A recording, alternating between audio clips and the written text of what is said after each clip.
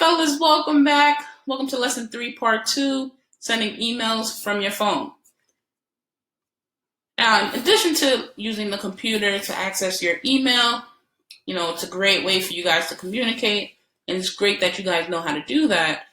But we spend more times on our cell phones than any computer. So we definitely want to get comfortable with trying to send emails from our phones as well as the computer. So since we all have Gmail accounts, we will demonstrate how to use the Gmail application, how to install Gmail applications onto your phone, just in case you don't have it. And then we're going to get real familiar with the Gmail application icon. You can see it on your screen right now. So fellas, get ready. So when I am sending an email from my phone, it's important that I have Gmail on my phone already. Now, because you guys have an Android, Gmail is already on your phone, which is great. But let's just say I have an iPhone. I don't have an Android. Then I'm going to have to download the application. I'm going to show you guys how to do that. On your screen right now are different phone types, right? Different screen variations on where the Gmail icon might actually be located on your phone. When you have some time, go ahead and see if you can find your Gmail icon. Now, let's just say I don't have Gmail on my phone currently. I have an iPhone or I have an Android that just doesn't have any applications on it. I'll simply either go to my App Store if I have an iPhone or my Play Store if I have an Android. And I'll simply download the application. Now, let's just say I accessed my Play Store and I need to search for Gmail. I will simply go to the search bar at the top, type the word Gmail. Once I hit enter, I will get a list of applications related to what I typed in the search bar. Now keep in mind, Gmail is a free application, so you don't have to pay for it. So if you see 99 cents, $1 for the application, please don't click on that. Gmail is free. It's free for all its users. So go ahead and click on install, get, or download in order to download the app to your phone. Once the app is done downloading, you'll then have the option to actually open it. And so in that case, I would open up the application because I'm ready to send an email. Now, when I open up the application, it's going to send me to a screen that looks very familiar, right? Similar to when I want to log into the computer, to my email on the computer, right? So the first time you load the application, you would need to sign in. So when I say sign in, I mean include your email address and your password. Now, the good thing about signing into your email on your phone is that once you do it once, you don't ever have to do it again. You will remain logged in on your phone at all times unless you physically log yourself out. After that, after typing in your email and your password, you would then be logged in to your phone. Now, it may look a little bit different from what you may see on the computer, but the features are all still there. Now, on your phone, your display should look like this, right? And in the top left-hand corner of that display, you would see 3 horizontal lines. Now, those 3 little horizontal lines will give you access to your menu. And in your menu may be some folders that you're familiar with, like my inbox folder, my sent folder, my drafts, and my trash folder, right? So may look a little different, but the features are still the same. Now, let's just say I am now in my unread folder. My unread folder contains all of my unread emails. So emails I may have bypassed, or I meant to open it, but I just did not do so. It will be found here in my unread folder.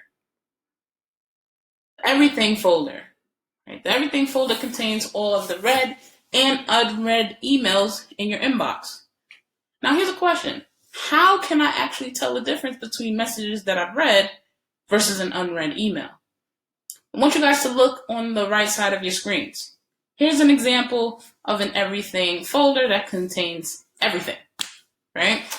Take a look at the writing on the emails. If you notice, some are darker than others.